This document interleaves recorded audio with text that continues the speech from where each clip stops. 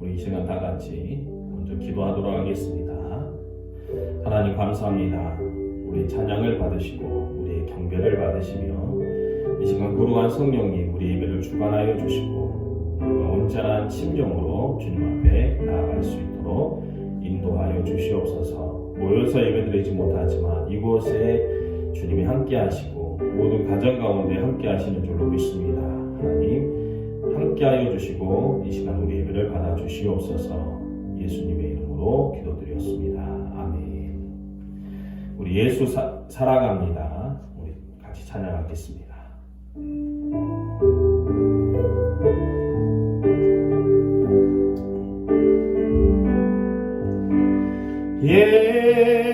예수 사랑합니다.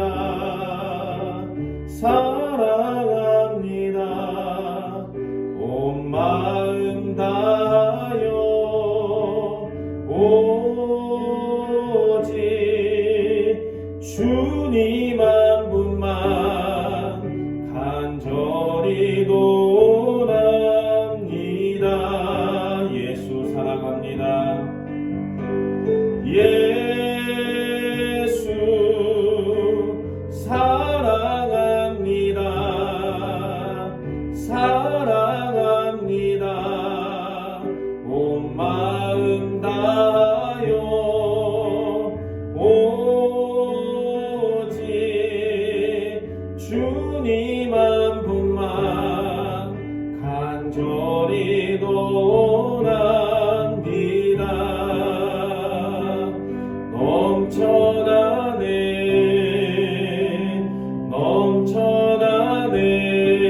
넘쳐나네 주를 향한 내 속에 갈망이 주님께로 날 이끌어 주소서. 주님을 도랍니다. 다시 한 번 더 예수 사랑합니다. 예수 사랑합니다. 사랑합니다. 온 마음 다하여 오직 주님 한 분만 간절히 도랍니다. 예수 사랑합니다. 예수 사랑합니다. 사랑합니다. 온 마음 다하여 오직 주님 한 분만 간절히 도랍니다.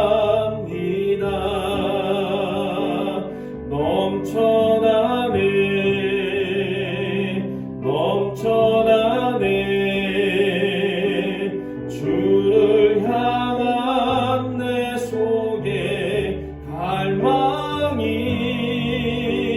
주님께로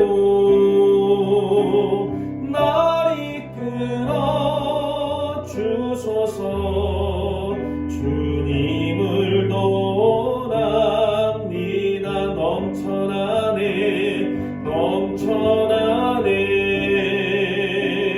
넘쳐나네 주를 향한 내 속에 갈망이 주님께로 날 이끌어 주소서. 주님을 도랍니다. 우리 주 나의 모습 보내 상한 나의만 보시네. 주 나의 모습 보내 상한 나의 맘 보시네. 주 나의 눈물 안에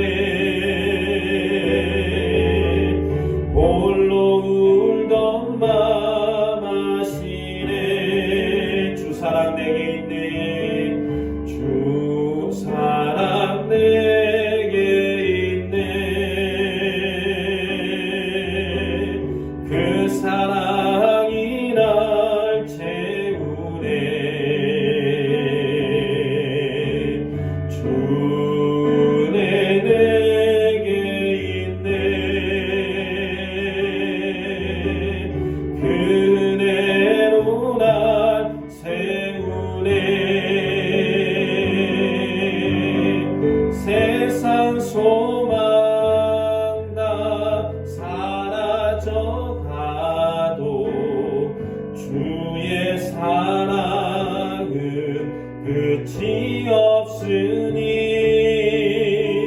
살아가는 이 모든 순간이 주의 힘을 나는 세상 소망 다 사라져가도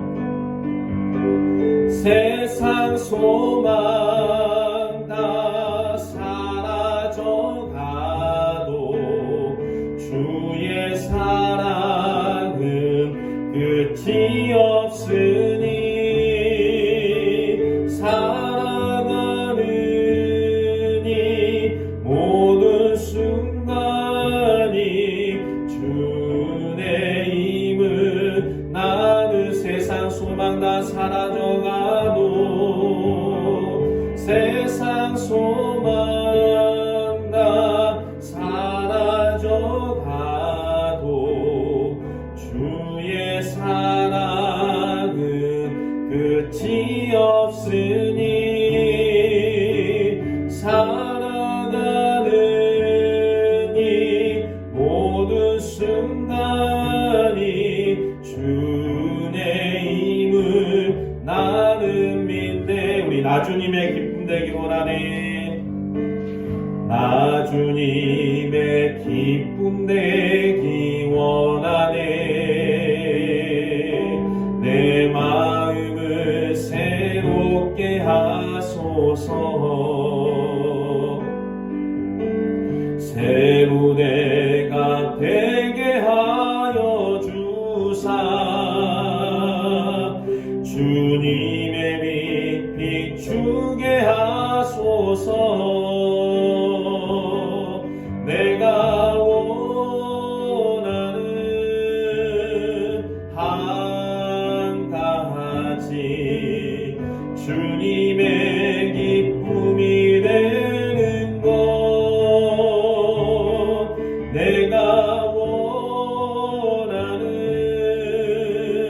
한 가지 주님의 기쁨이 되는 것. 겸손히 내 마음 드립니다. 겸손히 내 마음 드립니다. 나의 모든 것 받으소서. 나의 맘 깨끗게 씻어주사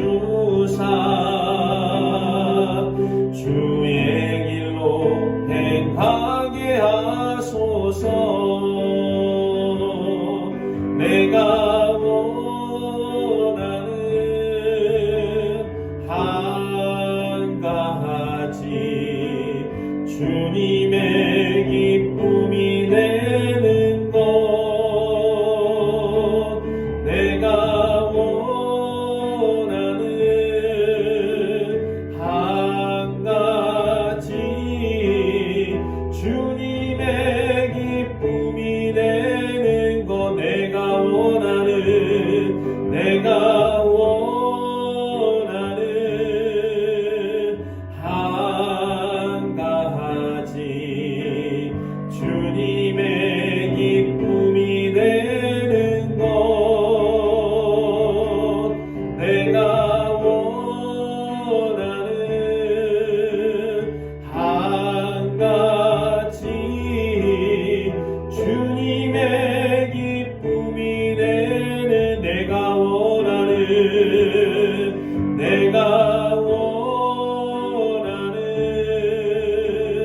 한 가지 주님의 기쁨이 되는 것.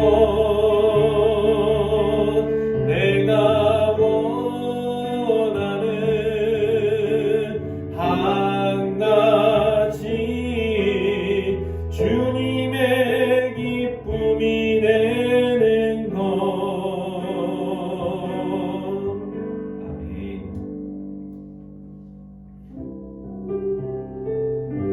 우리 그럼에도 불구하고 우리 같이 찬양하겠습니다.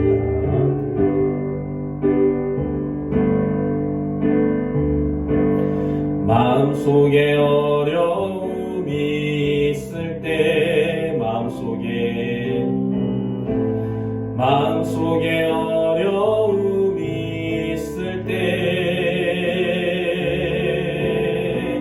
마음속에 어려움이 있을 때 주님 내게 먼저 오사 내 마음을 만지고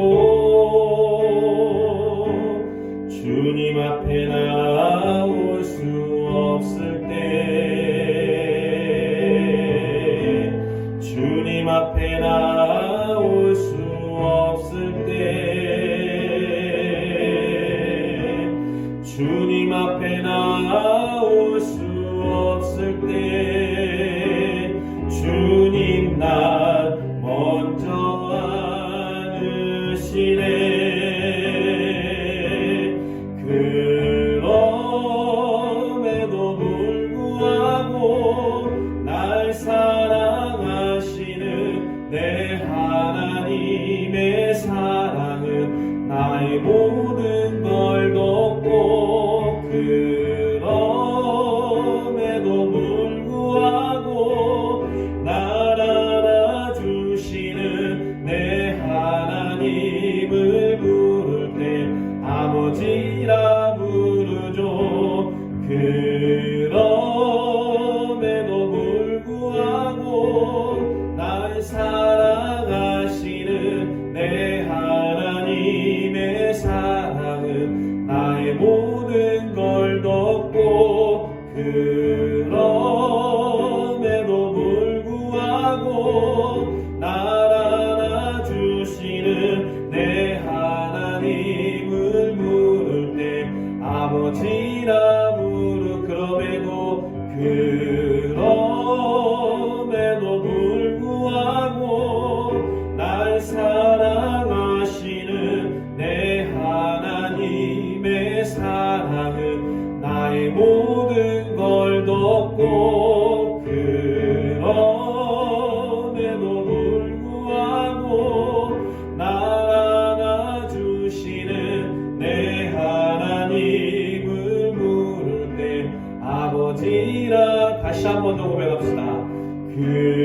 그럼에도 불구하고 날 사랑하시는 내 하나님의 사랑은 나의 모든 걸 덮고, 그럼에도 불구하고 날 안아주시는 내 하나님을 부를 때 아버지라 부르죠.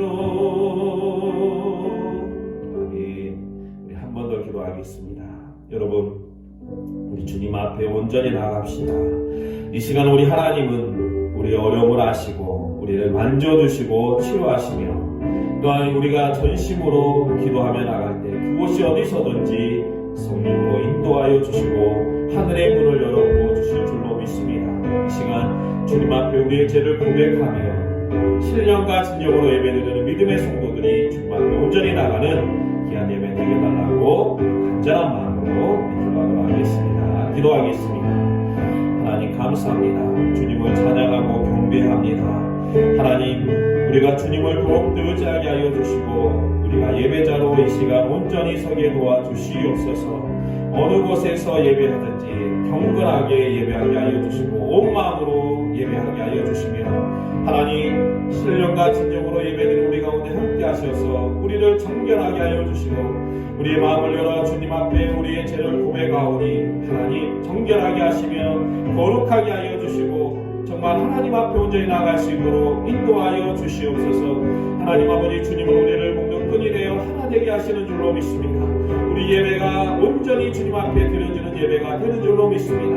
하나님, 이 시간에 함께 하여 주시옵시며 능력으로 역사하여 주시고 충만하게 하여 주시옵시고 성령의 불로 인도하여 주시며, 하나님 우리 삶 가운데 간섭하시고 기회하셔서 하나님의 놀라운 은혜가 임할 수 있도록 인도하여 주시옵소서. 한 마음으로 예배하는 귀한 예배가 될 수 있도록 하나님 인도하여 주시고 역사하여 주시옵소서. 감사드리며 예수님의 이름으로 기도드렸습니다. 아멘. 우리 사도신경으로 우리의 신앙을 고백하겠습니다. 나는 전능하신 아버지 하나님 천지의 창조주를 믿습니다. 나는 그의 유일하신 아들 우리 주 예수 그리스도를 믿습니다. 그는 성령으로 잉태되어 동정녀 마리아에게서 나시고 본디오 빌라도에게 고난을 받아 십자가에 못 박혀 죽으시고 장사된 지 사흘 만에 죽은 자 가운데서 다시 살아나셨으며 하늘에 오르시어 전능하신 아버지 하나님 우편에 앉아 계시다가 거기로부터 살아있는 자와 죽은 자를 심판하러 오십니다. 나는 성령을 믿으며 거룩한 공교회와 성도의 교제와 죄를 용서받는 것과 몸의 부활과 영생을 믿습니다. 아멘. 우리 시간에 흙으로 사람을 지으사 그 코에 생기를 불어넣으신 주 하나님 우리 찬양 같이 하고 제가 대표로 기도하도록 하겠습니다.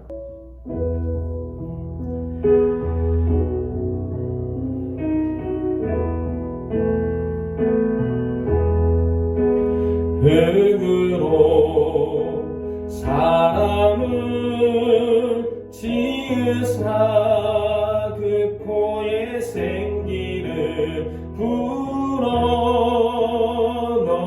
불어넣으신 주 하나님 우리의 아들은 세상에 사랑의 주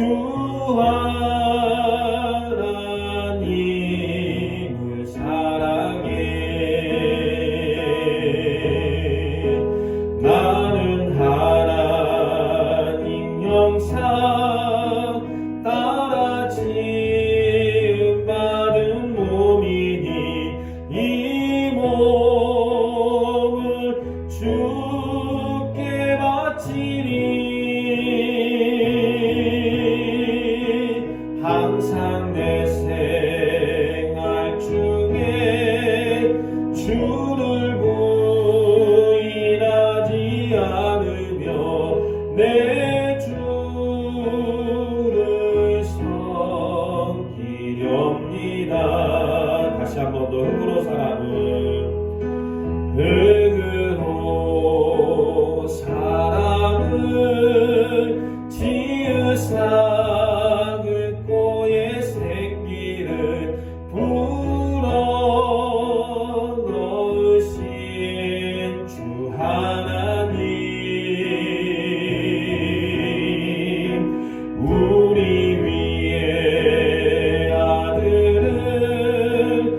세상에 보내신 사랑의 주 하나님을 사랑해 나는 하나님 영상 따라 지음받은 몸이니 이 몸을 주께 바치리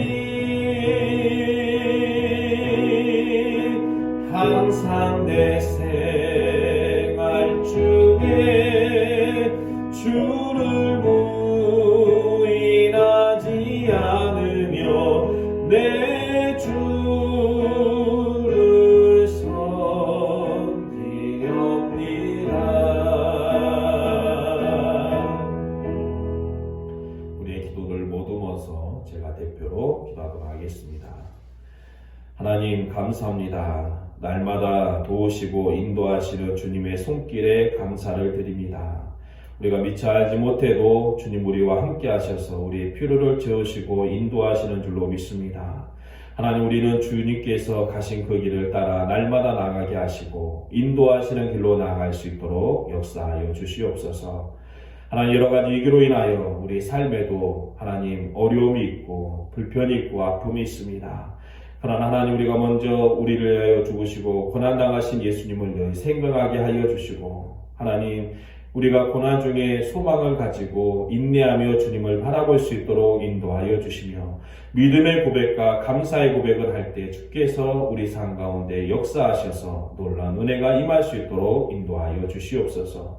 하나님, 혹여 육체적인 질병으로 고통당하고 있는 지체들이 있다면 하나님께서 만져주시고 치유하여 주시며 삶의 문제로 어려움을 겪고 있는 이들이 있다면 주께서 열어주시고 형통하게 하여 주시옵시며 절망 중에 있는 이들이 있다면 하나님께서 저들의 마음을 이루하여 주시며 하나님의 채우시면 은혜가 임할 수 있도록 역사하여 주시옵소서. 하나님이 나라 민족을 기억하여 주시고 여러 가지 혼란이 있고 어려움이 있지만 하나님, 우리 민족은 주님을 향한 그 열정과 믿음을 가지고 날마다 살아가는 민족이오니 다시 한 번 더 기도의 제단을 쌓으며 주님 앞에 엎드려 기도하는 나라 민족이 되게 도와주시옵시고 하나님 아버지, 코로나19가 창고라는 것이 아니라 이제 하나님 다시금 하나님 진정되어서 모이는 예배를 드리고 하나님께 영광 돌리는 나라 민족이 될 수 있도록 인도하여 주시옵소서. 지난 한 해 동안 개의 반역을 통해서 하나님 전 세계 복음이 되었습니다. 하나님, 이럴 때 어려움을 겪는다고 좌절하는 것이 아니라 다시 한 번 더 힘을 내서 나아가는 이 나라 백성들 될 수 있도록 인도하여 주시고 하나님, 한국교회가 모범이 되어서 다른 사람들의 지탄을 받는 것이 아니라 하나님 세상의 소금이 되고 빛이 될 수 있는 교회가 될 수 있도록 역사하여 주시옵소서. 하나님, 아기 예수님을 오심을 기뻐하는 성탄절입니다. 하나님, 다가오고 있습니다. 그러나 하나님, 이 상황으로 인하여 모이지 못하지만 하나님 아버지, 우리가 주님을 더욱더 기다리며 소망하는 믿음의 민족이 될 수 있도록 인도하여 주시며 하나님, 경건한 삶을 살 수 있도록 도와주시고 주님을 향하는 믿음의 삶을 살 수 있도록 인도하여 주시옵소서. 하나님 아버지, 모이지 못하여 우리의 마음도 흩어지고 우리의 믿음도 흩어지는 것이 아니라 오히려 더 후끈해지고 강한 믿음의 성도들 될 수 있도록 인도하여 주시고 이웃을 돌아보며 하나님 복음을 증거하며 주님 앞에 자랑이 되고 기쁨이 되는 우리 사랑과 권능교회 모든 성도가 될 수 있도록 역사하여 주시옵소서. 하나님, 이 예배를 받으시고 우리의 경배를 받으시며 홀로 영광 받아주시고 하늘의 문을 열어주셔서 거룩한 은혜가 하나님의 놀라운 축복이 우리 가운데 날마다 임할 수 있도록 역사하여 주시옵소서. 구조가족이 하나님 말씀을 들고 섰습니다. 하나님, 입술을 주관하여 주시고 하나님 그 말씀이 우리 마음에 박힐 수 있도록 인도하여 주시며 우리의 심령이 변화될 수 있도록 역사하여 주시옵소서. 감사드리며 예수님의 이름으로 기도드렸습니다. 아멘. 강구를 드리도록 하겠습니다. 코로나19가 더 많이 창궐을 해서 정말 여러분들의 삶에도 또 많이 어려움이 있는 줄로 믿습니다. 여러분 더 힘을 내시고 또 우리 모이는 예배가 언제 재개될지 모르지만 여러분들의 신앙이 흩어지지 않고 더 믿음 생활 하시기 바랍니다. 금요일에 예수님이 성탄절인데 저희가 모이는 예배를 드리지 않습니다. 또 우리가 영상으로 예배를 드립니다. 그래서 여러분들이 어려움이 있더라도 굳건하게 믿음을 지키시기를 주님의 이름으로 부탁을 드립니다. 그리고 여러 가지 어려움이 있거나 또 여러 가지 의논할 일이 있으면 늘 서슴지 않고 저에게 얘기해 주시면 감사하겠습니다. 오늘 우리에게 주신 하나님의 말씀은 누가복음 1장 5절부터 13절까지의 말씀을 보도록 하겠습니다. 누가복음 1장 5절부터 13절까지의 말씀 제가 읽도록 하겠습니다. 유대왕 헤롯 때에 아비야 반열에 제사장 한 사람이 있었으니 이름은 사가라요 그의 아내는 아론의 자손이니 이름은 엘리사벳이라. 이 두 사람이 하나님 앞에 의인이니 주의 모든 계명과 규례대로 흠이 없이 행하더라. 엘리사벳이 잉태를 못함으로 그들에게 자식이 없고 두 사람의 나이가 많더라. 마침 사가랴가 그 반열의 차례대로 하나님 앞에서 제사장의 직무를 행할세 제사장의 전례를 따라 제비를 뽑아 주의 성전에 들어가 분향하고 모든 백성은 그 분향하는 시간에 밖에서 기도하더니 주의 사자가 그에게 나타나 향단 우편에 선지라. 사가랴가 보고 놀라며 무서워하니 천사가 그에게 이르되 사가랴여 무서워하지 말라. 너의 간구함이 들린지라. 내 아내 엘리사벳이 내게 아들을 낳아주리니 그 이름을 요한이라 하라. 아멘.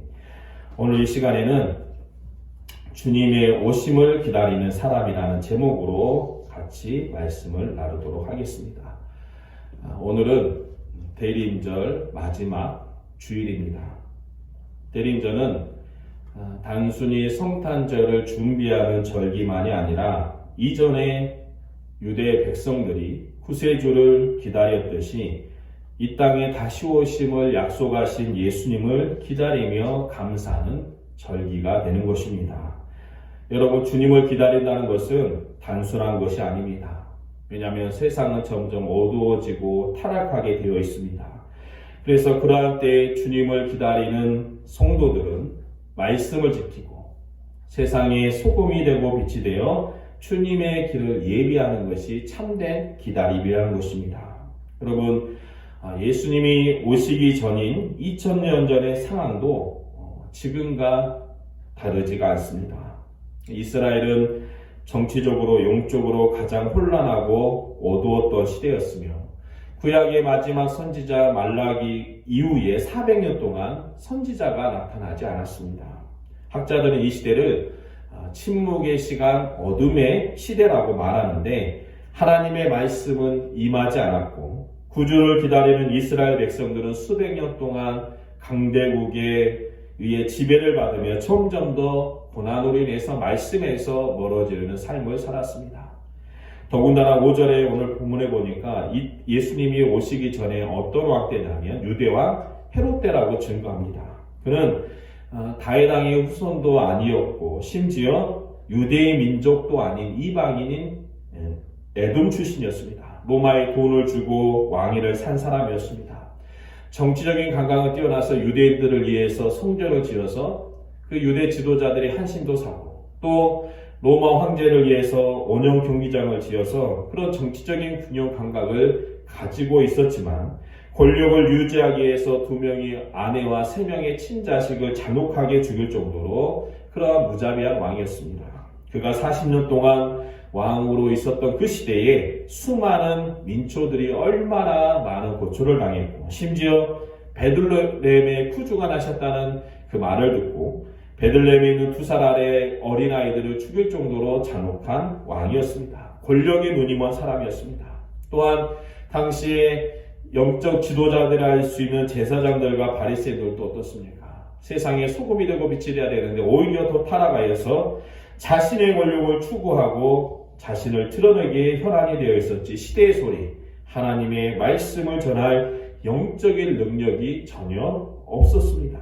그러니까 이를 보고 아래를 보아도 다 어두움이었던 시대, 400년 동안 하나님은 침묵하였고 믿음이 가장 옅어진 가장 어두운 그 시대에 하나님은 예수님의 오심을 예비할 사람들을 준비하셨다는 것입니다.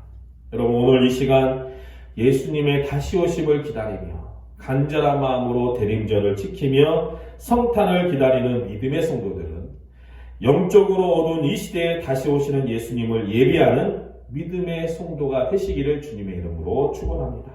여러분, 주님을 진정으로 기다리는 그 사람들은 어떠한 사람들입니까? 본문 5절에 보게 되면 유대왕 헤롯 때 아비야 반열에 제사장 한 사람이 있었으니 이름은 사가라요 그의 아내는 아론의 자손이니 이름은 엘리사벳이다라고 증거하고 있습니다.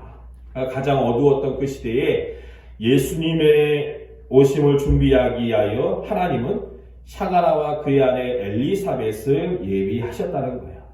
근데 이들이 얼마나 대단한 사람들이길래 하나님은 위대한 사명을 감당하기 위한 말씀을 그들에게 주셨을까요? 우리가 성경을 보게 되면 이들은 아비야 반열의 제사장이고 아론의 자손이라고 말하고 있습니다. 그러니까 설명하는 것만 보면 굉장히 대단한 사람들처럼 보게 돼요. 그런데 성경을 자세히 보게 되고 역사적인 배경을 보게 되면 전혀 그렇지 않습니다. 왜냐하면 이스라엘 민족들은 아론의 자손인 그 제사장들을 그들의 율법의 전례대로 24반차, 그러니까 24개의 반으로 나누었는데 당시의 제사장 수가 2만 명에서 2만 5천 명 정도가 되었다고 합니다. 그러니까 24반으로 나눴으니까 한 반에 몇 명 정도의 제사장이 있어요? 약 1000명 정도의 제사장이 있죠. 그러니까 이것만 봐도 유대 국가가 얼마나 종교 국가인지를 우리가 알 수가 있습니다. 그리고 이 본문 8절부터 10절까지를 보면 사가라가 뭘 했어요? 제비를 뽑아가지고 성전에서 제사를 드리는 장면이 나와요. 이 말이 뭐냐면 이제 24개 반으로 나누어진 그 제사장들이 차례로 돌아가면서 1년에 2번 일주일씩 성전에서 제사를 드리는 큰 예배가 있습니다. 나머지 시간은 자기가 거주하는 성읍에서 사람들을 가르치는 일을 하는 게 제사장의 임무예요. 그러니까 24개 반 중에 마침 아비야 반열이 1년에 2의 일주일씩 성전에서 제사를 드리는 순서가 되었습니다. 그래서 그 반에 속해 있는 1000명의 제사장 중에서 뭘 뽑았어요? 제비를 뽑아가지고 그 직무를 감당하게 됐는데 사가라가 뽑혔다는 거예요. 그래가지고 주의 성전에서 분향하는 영광을 얻게 된 것입니다. 그러니까 한마디로 수만 명의 제사장 중에서 운이 좋아서 뽑힌 거예요. 그러니까 다시 말하면 이 사가라와 엘리사벳은 제사장이기는 하지만 2만 명이 넘는 사람 중에 하나였고 성전에서 제사를 드리는 영광을 얻었지만 그가 잘나고 뛰어나서가 아니고 제비에 뽑힌 것에 불과하다는 것입니다. 그래서 본문만 보게 되면 무슨 대단한 직책을 가지고 있는 제사장급으로 보이지만 전혀 그렇지 않다라고 하는 사실이에요. 그리고 이후에 말씀을 보게 되면 그가 이제 그 성전에서 분향하는 그 직무가 제외하고 평상시에는 자신이 있는 성읍에서 말씀을 전하게 되는데 말씀을 전하는 곳이 어디냐면 도시나 아니면 중요한 어떤 지역이 아니고 굉장히 낙후된 시골입니다. 왜냐하면 그 마리아가 엘리사벳을 찾아가는 장면이 성경에 나와요. 근데 거기에 보게 되면은 산골로 갔다고 증거합니다. 그러니까 예수님의 어머니 마리아가 살던 곳도 어디예요? 나사렛이라는 것이죠. 여러분 나사렛에서 무슨 선한 것이 날 수 있겠느냐는 말을 들을 정도로 굉장히 나사렛도 낙후되고 소외된 곳이고 소녀 마리아가 걸어서 찾아갈 정도로 그 사가라의 집이 방문했던 그곳은 어디 산골의 작은 한 동네. 그러니까 어떻게 보면은 나사렛과 비슷하게 낙후되거나 오히려 더 소외된 곳이었다는 것입니다. 여러분의 이해를 돕기 위해서 요즘으로 말하면 사가라는 강남의 대형 교회 목사님이나 아니면 중대형 교회 부자 동네 교회 목사님이 아니고 초기 가난한 사람들이 모여 살던 시골 마을의 작디 작은 교회의 목사님 가정입니다. 요즘으로 우리말하면 도시의 삼각교회 개척교회 목사님이랑 마찬가지예요. 그러니까 그 시대를 주름잡던 황제나 왕이나 분봉왕 아니면 대제사장이나 유력한 제사장이 아니라 그저 그런 제사장, 별볼일 없어 아무도 가지 않던 산골에서 묵묵히 제사장의 직무를 감당했던 그런 사람이었어요. 또 이 사가라와 엘리사벳에게는 큰 흠이 있었는데 7절에 보게 되면 엘리사벳이 잉태를 못함으로 그들에게 자식이 없고 두 사람의 나이가 많다라고 증거하고 있습니다. 그럼 지금은 일부러 아이를 안 갖는 젊은 부부들이 많이 있고 앞으로도 더 많아질 것입니다. 최근에 어때 신문에 보니까 젊은 부부의 40%가 넘는 가정들이 아이를 안 낳고 있어요. 그러니까 앞으로 이제 부부끼리 사는 가정들이 더 많아질 거예요. 그러나 여러분 지금 현대는 그렇지만 당시 이스라엘 민족에게서 아이가 없다는 것은 수치스럽고 불행한 일로 여겨졌습니다. 더군다나 그들은 산골에서 직무를 감당하는 제사장이에요. 원래 도시보다 시골 혹은 산골 같은 것이 더욱더 보수적입니다. 저도 그 시골에서 사역도 많이 했는데 어떤 권사님이 그러시더라고요. 목사님은 아프지도 않을 줄 알았대. 그러니까 마치 초등학교 아이들이 여선생님은 화장실도 안 가는 것처럼 착각할 정도로 그렇게 우러러보고 때로는 보수적인 사고를 가지고 있지요. 도시 같은 곳에서는 혹여 아이를 낳지 못하도 그래서 좀 더 유연하게 사고하고 대처하는 분들이 많을지도 모르지만 이런 보수적이고 또 유연하지 못한 산골에서 아이를 낳지 못하는 그 자체를 사람들이 뭘로 여겼겠습니까? 하나님의 징벌 또는 그분들의 부부가 죄가 있어서 하나님께서 그렇게 하셨을 것이다라고 여기는 경우가 많았다는 거예요. 그것도 여러분 일반적인 가정이 아니고 어떤 것이 제사장의 가정이었습니다. 아마 그들 부부를 향한 아픈 시선들과 슬픈 언어들이 있었을 것입니다. 지난했을 거예요. 고난이 많이 있었을 거예요. 아이를 가지려고 노력했지만 아이가 생기지 않았습니다. 애쓰고 수고해도 아이를 잉태하지 못했고 이제는 나이가 많아서 생물학적으로 아이를 잉태할 수 없는 상태가 되었다는 거예요. 여러분 잘 보세요. 구주 예수 그리스도를 길을 예비하는 위대한 선지자 세례 요한의 부모로 이 택함을 받은 사가라와 엘리사벳은 어떤 사람이었다는 것입니까? 한마디로 보잘것없고 내세울 것이 없는 평범한 사람들이었고 더군다나 아이를 낳지 못하는 치명적인 결점도 가지고 있었습니다. 그래서 사가라가 성전에서 분향을 하게 될 때 천사가 나타나서 그에게 위대한 사명을 알려줍니다. 그를 통해서 하나님의 예비하심이 있고 놀라운 은혜가 있다는 것을 알려주는데 사가라의 반응이 어땠어요? 저는 그 분의 반응이 충분히 이해가 돼요. 사가라가 어떻게 했어요? 놀라고 무서워하며 천사에게 이렇게 말합니다. 내가 이것을 어떻게 알려? 내가 늙고 아내도 나이가 많으니라. 여러분 놀라고 무서워했어요. 그리고 내가 늙고 아내도 나이가 많습니다. 이거 뭐예요? 나는 자격도 없고 아이고 나는 그거 할 수도 없고 그럴 믿음도 없습니다라는 것입니다. 그러면 여러분 정말 하나님의 선택이 잘못된 거예요? 하나님의 그 예비하심이 잘못됐다는 거예요? 자격이 없는 사람을 하나님의 억지로 택하신 것입니까? 여러분 그렇지 않습니다. 하나님이 바라보시는 것과 사람이 바라보는 것은 다르다는 거예요. 여러분 6절에 보니까 성경은 그를 부부를 가르쳐 뭐라고 정하냐면 이 두 사람이 하나님 앞에 의인이니 주의 모든 계명과 규례대로 흠이 없이 행하더라고 말씀하고 있습니다. 여러분 사가라와 엘리사벳이 누구 앞에서 의인이라는 거예요? 하나님 앞에서 의인이라는 거예요. 보이는 사람 앞에서만 경건한 척하고 의로운 척하는 가짜 의인 바리새인 같은 그런 자들이 아니라 보이지 않는 곳에서도 정말 남들이 알아주지 않는 곳에서도 세상의 영광이 없는 곳에서도 하나님 앞에서 하나님을 경외하는 의인이라는 말씀이에요.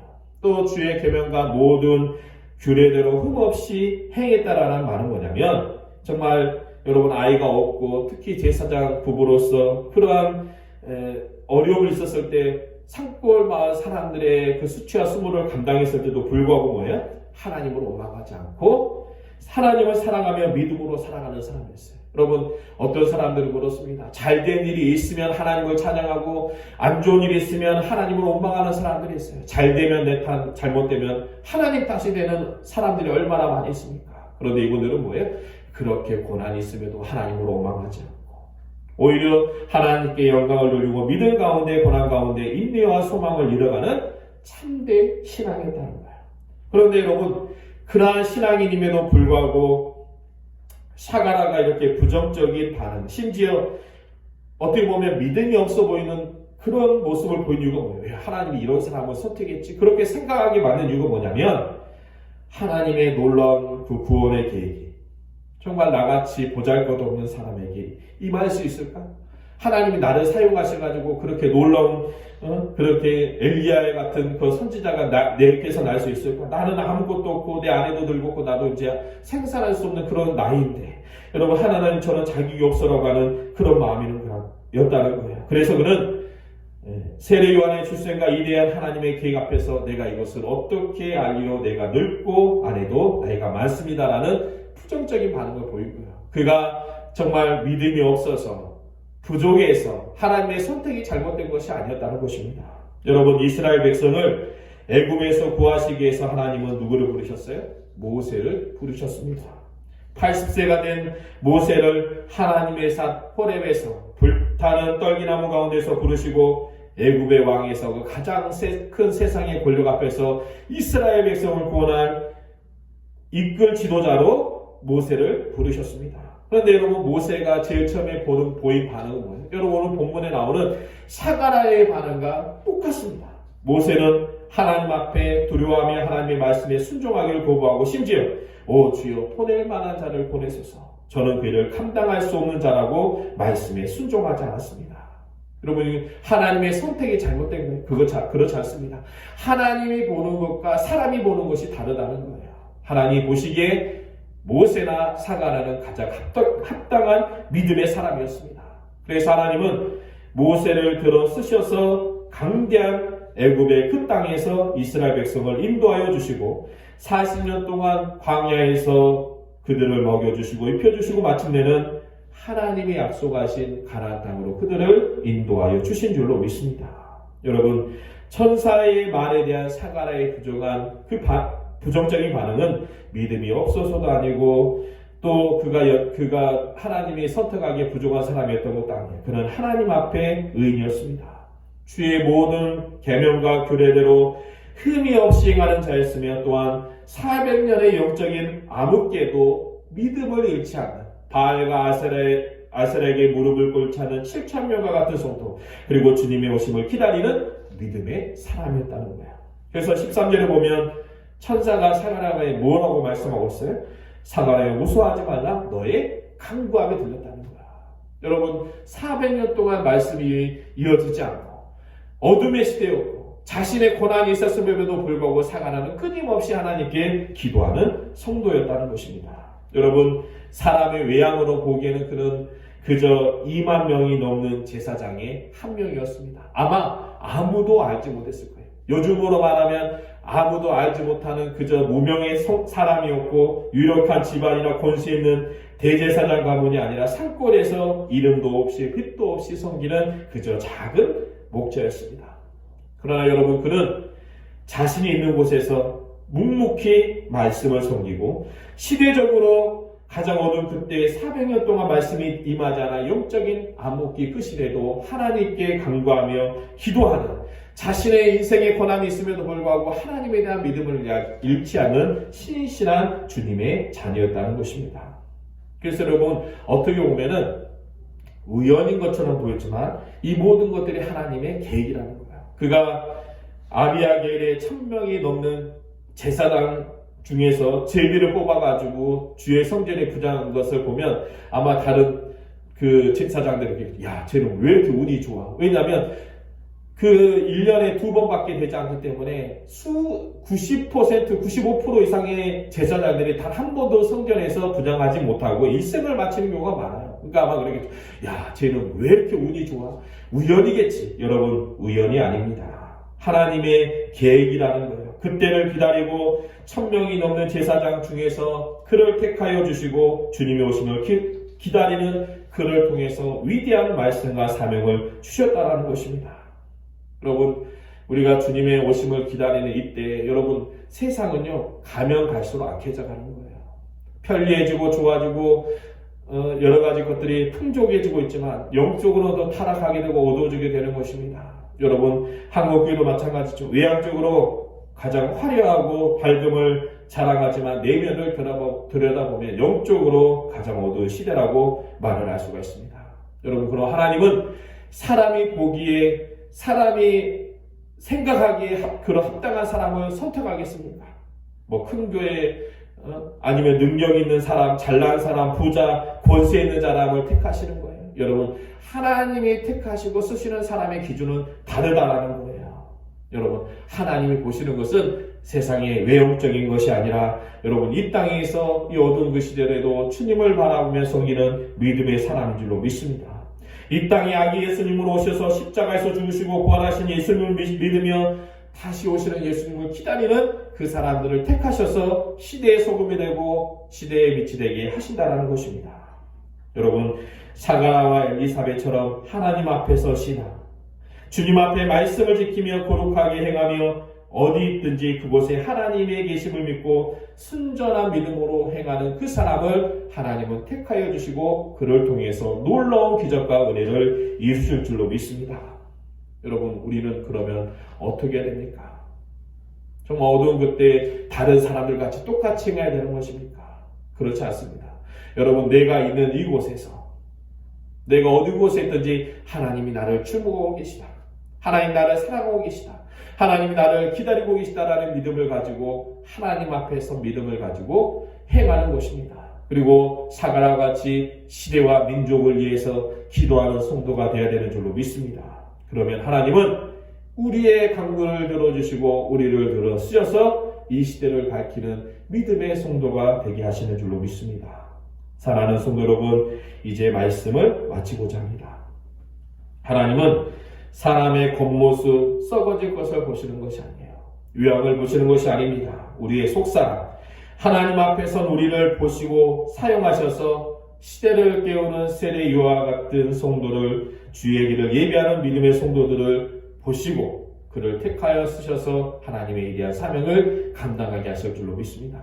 우리가 비록 부족하고 연약하지만, 외형적으로 내세울 것 없지만 우리가 하나님 앞에 선 신앙, 그리고 주님 앞에서 날마다 나라 민족을 위하여 시대를 위하여 기도하는 믿음의 성도가 되어 주님의 쓰시는 거룩한 성도, 그리고 주님의 오심을 기다리는 대림절을 맞이하여 성탄절을 기다리는 귀한 믿음의 성도가 되시기를 주님의 이름으로 축원합니다. 기도하겠습니다. 하나님 감사합니다. 하나님께서는 정말 주님의 오심을 기다리는 믿음의 성도들을 통해서 시대를 밝히시기를 원하시고 예수님의 길을 예비하시기를 원하십니다. 하나님이 쓰시는 사람은 세상적으로 외형적으로 뛰어나고 부유한 사람이 아니라 비록 보잘것 없어도 하나님 앞에 선 신앙, 그리고 주님을 기다리며 날마다 기도하며 간구하는 믿음의 성도들인 줄로 믿사오니, 하나님 아무리 세상이 어두워지고 탁하여도 우리는 주님을 바라볼 수 있도록 인도하여 주시고 주님 앞에 믿음으로 서서 나아가는 거룩한 성도가 될 수 있도록 인도하여 주시옵소서. 주님 오심을 기다리는 대림절의 귀한 절기 가운데 하나님 함께 하셔서 단순히 기다리는 것이 아니라 주님의 오심을 예비하는 믿음의 성도가 될 수 있도록 인도하여 주시옵소서. 감사드리며 예수님의 이름으로 기도드렸습니다. 아멘. 우리 나의 영혼이 잠잠히 하나님만 바라며 우리 같이 찬양하고 축도로 예배를 마치도록 하겠습니다.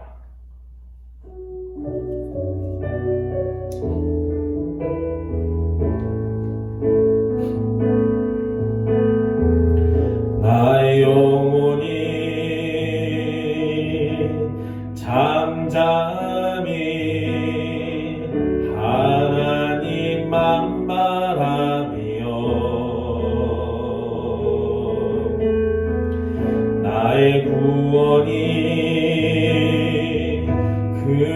그에게서 나는도다.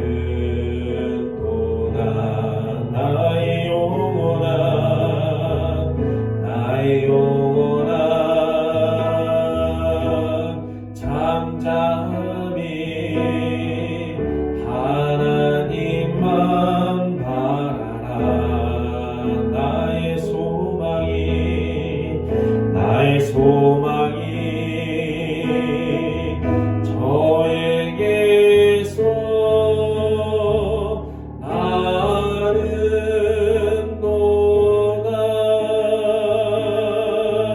오직 주만이 나의 반석, 나의 구원이시니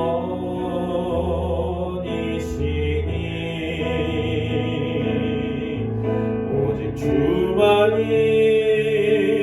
나의 산소, 내가 요동치 아니하니. 나의 영혼이 간절히 여호와를 갈망하며 나의 영혼이 간절히 여호와를 갈망하며 나의 입술이 여호와를 찬양하리. 나의 영혼이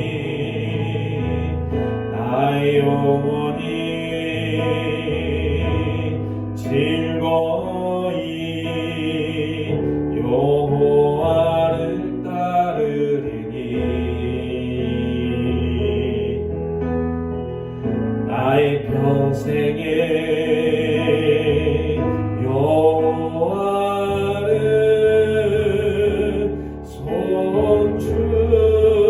송축하리. 오직 주만이 나의 반석, 나의 구원이시니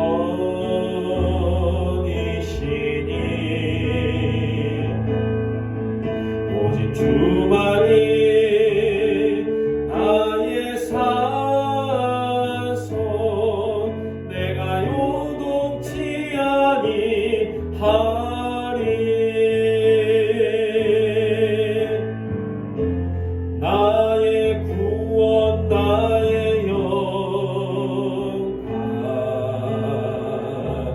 하나님께 있으니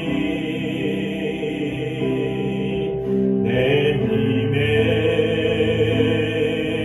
반석과 피난처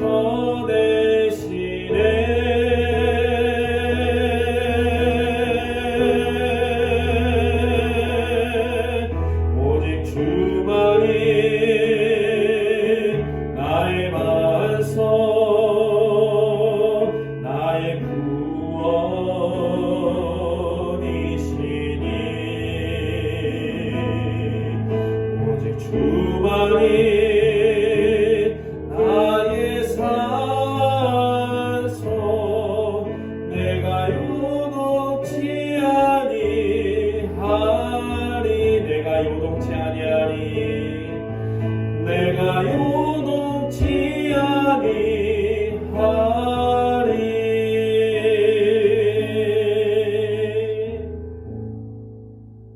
기도하겠습니다. 이제는 우리 주 예수 그리스도의 은혜와 아버지 하나님의 무한하신 사랑과 성령님의 감화 감동 충만하심의 역사가 주님의 오심을 기다리며 하나님 앞에서 지나 강구하는 신앙 되기 원하는 믿음의 성도들 가운데 이제로부터 영원까지 함께 하시기를 간절히 축복하고 기도하옵나이다.